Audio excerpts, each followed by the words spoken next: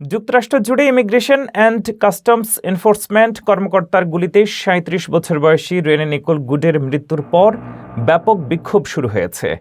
মিনিয়াপোলিসের এই হত্যাকাণ্ড সাধারণ নাগরিকদের মধ্যে ক্ষোভ ও উদ্বেগ সৃষ্টি করেছে। Minneapolis, New York, Washington DC, Boston, Houston ও ফিলাডেলফিয়া সহ দেশব্যাপী বড় শহরে হাজার হাজার মানুষ ICE out for good, no justice, no peace এবং অ্যাবলিশ আইস স্লোগান নিয়ে র্যালি ও সমাবেশে যোগ দিয়েছে। বিক্ষোভকারীরা আইসের দায়িত্বশীলতা, অভিযানের সুষ্ঠু তদারকি ও ন্যায্য তদন্ত দাবি করছে। মানবাধিকার সংগঠন ও অভিবাসী অধিকার কর্মীরাও এই আন্দোলনে অংশগ্রহণ করেছেন।